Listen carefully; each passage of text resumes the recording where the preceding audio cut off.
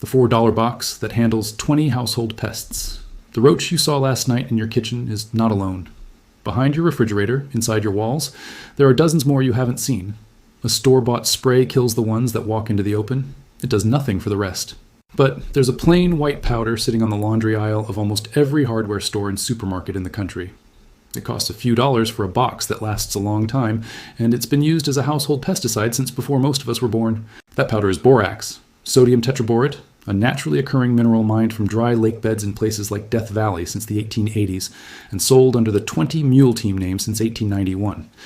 Its close cousin, boric acid, was formally registered with the EPA as an insecticide in 1948, and pest control researchers have been studying and confirming its effectiveness ever since. Today I'm going to walk you through how it actually works, and 20 practical ways to use it, starting with the pest most people click on this video for, why spray fails and powder works. Store-bought contact sprays kill on contact only. The bug you see dies, the colony you don't see keeps breeding, and within a few weeks, you're back where you started. Borax and boric acid work differently. When a roach or ant walks through the dust, fine particles stick to its legs and body. Roaches and ants are compulsive groomers. They clean themselves constantly, and in doing so, they ingest the powder. Boron compounds damage the lining of the insect's digestive tract and interfere with its nervous system, and death typically follows within 1 to several days rather than instantly. That delay matters. Roaches are cannibalistic, and a dying contaminated roach is often eaten by others in the colony, carrying the poison further. Ants share food by regurgitating it to nestmates and feeding the queen and larvae, a process called trophallaxis. A worker ant that picks up a boric acid bait can carry it back and poison the colony before the nest ever associates the food source with danger. Pest control researchers refer to this as a delayed transfer or domino effect, and it's a documented reason boric acid baits often outperform fast-acting contact sprays over the long run, even though they take longer to show results. Roach baits. Basic sugar borax bait.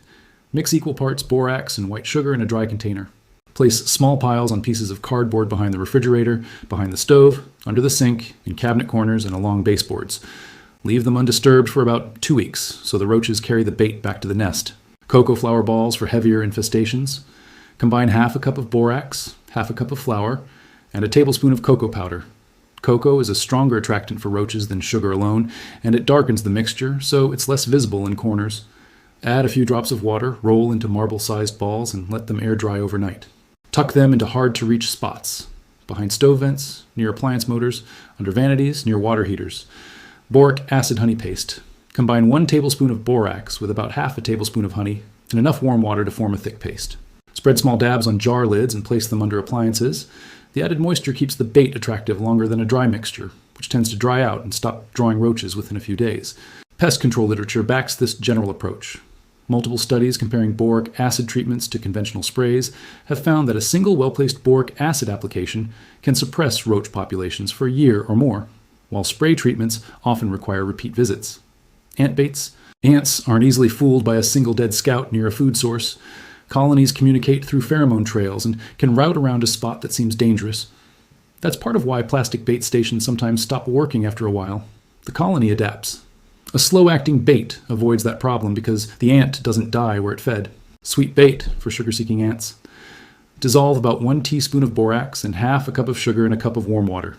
Soak cotton balls in the solution and set them in shallow lids anywhere you've seen ant activity. Keep the borax concentration low. A heavily concentrated mixture can repel ants rather than attract them, so more sugar and less borax tends to work better. Protein bait for grease or protein-seeking ants, including many carpenter ants. Mix about 2 tablespoons of peanut butter with 1 teaspoon of borax and a few drops of vegetable oil to keep it from drying out. Smear it on small cardboard squares along the trail. Outdoor mounds. Borax can be sprinkled into an anthill and watered in with roughly half a gallon of warm water to help carry it down toward the colony. Note that repeated or heavy borax application to soil can also harm surrounding plants, so use it sparingly and only where you don't mind affecting nearby vegetation. Entry points.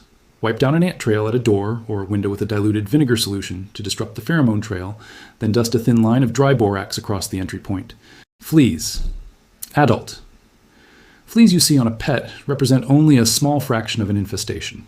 Eggs, larvae, and pupae hidden in carpet fibers, floor cracks, and upholstery make up the rest, and most sprays only kill visible adults. Carpet treatment. Vacuum thoroughly first, including under and behind furniture and couch cushions. Lightly and evenly dust borax over the carpet, then work it into the fibers with a stiff broom so it reaches the base of the pile, close to where larvae live. Let it sit for roughly 2 to 3 days, then vacuum thoroughly and immediately dispose of the vacuum bag or empty canister outside, since it may contain live eggs or larvae. A second treatment about 2 weeks later helps catch fleas that were still in the pupal stage during the first application. Important safety note: keep pets and children off treated carpet until it has been fully vacuumed. Boric acid and borax are irritating to skin, paws, and eyes, and can cause real gastrointestinal illness if licked or ingested in more than trace amounts. This is not a substance to leave loose where pets or small children have direct access. If you have pets that groom their paws, treat one room at a time and keep it closed off, or treat the space while the household and pets are away. Bedding.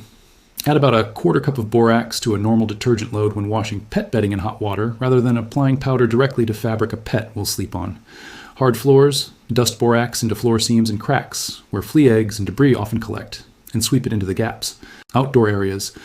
A light application to shaded soil where fleas breed, watered in lightly, can reduce larvae in the yard, but avoid flower beds and garden soil, since borax at higher concentrations acts as an herbicide. Other household pests. Silverfish, which feed on starch and paper, can be drawn to a piece of dampened bread, dusted with a 50-50 borax and sugar mix, left on a plate in a closet or damp corner. Pantry weevils are usually introduced in packaged dry goods rather than bred in the pantry itself. Wiping shells with a diluted borax solution, about a tablespoon dissolved in 2 cups of water, letting them dry and storing flour, rice, and pasta in airtight containers helps prevent an infestation from spreading. Drain flies, which breed in the organic film inside drain pipes, can often be controlled by pouring borax down the drain followed by boiling water, repeated monthly. Dust mites in carpet and mattresses can be reduced using the same light dusting and vacuum method as the flea treatment. For mattresses, dust lightly, let sit briefly, then vacuum thoroughly before use. Termites. Borate solutions, roughly a cup of borax dissolved in a gallon of hot water, applied to exposed, unfinished wood, sill plates, joists, crawlspace framing, can make the wood resistant to termite feeding for an extended period, and boron-based wood treatments are a recognized part of the pest control and lumber preservation industry. This is a supplement to, not a replacement for, a professional termite inspection, since boratate treatments don't address an active structural infestation the way a licensed treatment plan does. Bedbugs. Boric acid dust has some effect on bedbugs through ingestion, but research has found it far less reliable against bedbugs than against cockroaches, since bedbugs don't groom themselves the same way. Treat this as a minor supplement at best, not a primary bedbug treatment. Spiders, houseflies near trash or manure, and carpenter bees are also commonly listed as somewhat borax sensitive, largely because contact with the dust is abrasive or irritating to them. Mold prevention. A diluted borax spray on grout, shower liners, or washing machine drums can help discourage mold growth since boron interferes with fungal cell activity. Weeds and pavement cracks. A borax and water solution can kill weeds in sidewalk or driveway cracks, but should be kept well away from lawns, gardens, and any soil you want to keep usable, since it's also an effective herbicide.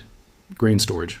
A small open container of borax placed near stored grain can help deter grain-feeding insects from the area. Passive sachets. One low-effort method worth knowing. Fill a clean cotton sock with about a cup of borax and tie it shut. Made in batches of 6 to 8, these can be tucked into the back of cabinets, the pantry, under the sink, behind the refrigerator, in a bathroom vanity, or near a basement sump pump.